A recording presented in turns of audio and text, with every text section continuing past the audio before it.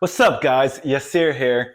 I've been working at Google for over a decade, and because of this, I've been incredibly fortunate to personally know and work with the chief financial officers of these amazing companies.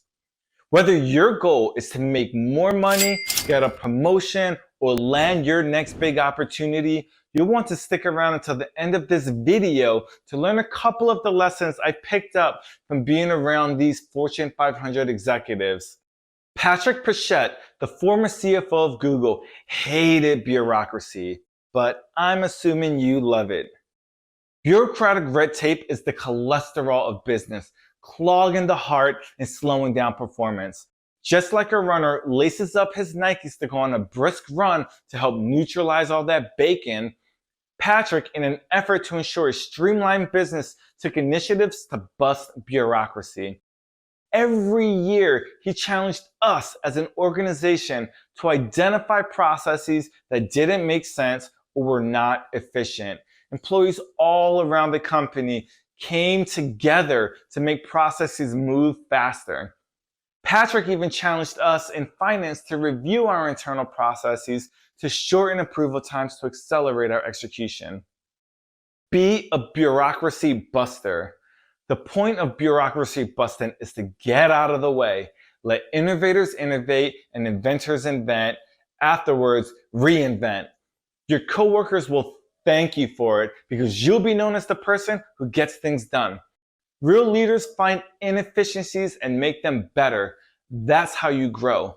And you should always choose growth.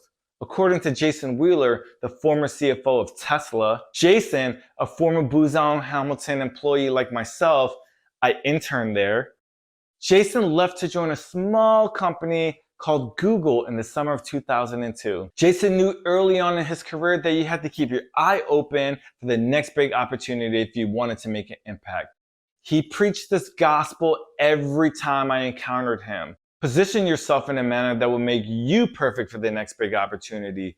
Grab lunch with that manager. Go to the all hands. Listen to the executives when they speak. What's the next big bet for your company or industry? When you help a small organization grow, ultimately you grow with it. Speaking of growth, I've spent 13 years accumulating this knowledge to share with you. So it would really mean a lot to me if you hit the like button to show YouTube that this information is valuable to you. Jurewicz, the former CFO of VMware, understands that it helps the YouTube algorithm. I know this because Tom knows everything from technical infrastructure, deal modeling, contract reviews, compensation strategy, revenue analytics. How can one man know so much? I asked him once, and you know what he told me? Don't spend 5 years getting 2 years worth of experience. Seems obvious and simple, but so many people can resonate with the feeling of being 2 years in, getting promoted, and coming to work every day being the subject matter expert on the team. You might think that maybe you'll milk being the go-to guy for a while, coast for a bit. After all, it's nice to come to work and drive value. But when your day in and day out is a cakewalk, it's time for a new role. If there's one place you should never feel truly comfortable, it's the workplace. When you effortlessly crush it every day at work, it's time to move on. Complacency is a motivation killer. Change roles and change roles often. A new career or a new role within the same company can renew the energy you had on day one. You'll grow faster by learning more, especially when you're young. Marie Petach, the former CFO of BlackRock, which is the world's largest asset manager with almost $9 trillion in assets under management, she told me once, learn a lot early. That's the key to achieving great success in your career. When you're fresh out of graduate or undergraduate school, you're wide-eyed and ambitious. This is the most important time of your career. You need to learn to nail the fundamentals.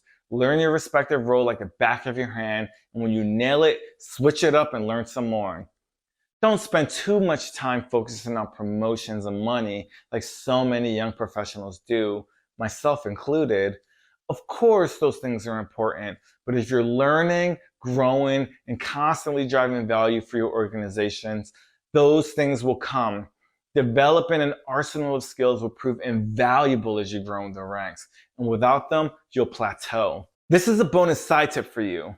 One thing to remember is that learning the fundamentals early on is one of the reasons it's so hard to switch careers or industries later on. When you're a mid-level employee and you try to transition from finance to marketing or advertising to accounting, it's difficult. You haven't learned the fundamentals of that new industry, and oftentimes it takes years to get there. So be cognizant of this fact if you're not happy in your current function. Make a change as soon as possible. Influencing change is no easy feat, but it can be. If you want to be more influential in your next meeting with your leaders or business partners, and you only have 30 minutes, how do you optimize that time? How do you deliver that effective message? Ruth Porat, the CFO of Alphabet and former CFO of Morgan Stanley, is an expert at just that. Whether she's speaking with the press, conducting an earnings call, or meeting with the board of directors, she knows exactly how to craft the perfect message. To do that well, you need to know your audience. Everyone has different priorities and they consume content in a unique way. Know their personal style of consuming information, whether it be a presentation or an email, and understand their focus. A sales leader will likely only care about data if it helps them achieve their quota within the measurement period. So talking them through the entire financial statement might just be falling on deaf ears. You also need to know what's important. When you get 30 minutes, what will you say? The key is to ask yourself, what are the problems that your leaders should know? What actionable insights can you present? Everything else is just noise and should be disregarded. This isn't comedy, it's business. So get rid of the fluff and get straight to the punchline. There's a reason the executive summary is always the first slide in the presentation. And have a recommendation. It's important to have an opinion on your next course of action. Your leaders trust that you're the subject matter expert. That's why they hired you. If you've identified a problem, come with a solution. If you've found an opportunity, seize the moment and sell your idea. The bigger the company or the bigger your role, the more important this becomes. When an executive only has 25 minutes to be briefed on a problem and 5 minutes to devise a solution, rest assured they're going to ask you, what do you think we should do? Well, what I think you should do is hit that like button and check out these links for more tips on how to optimize your career and optimize your money. Thanks for watching.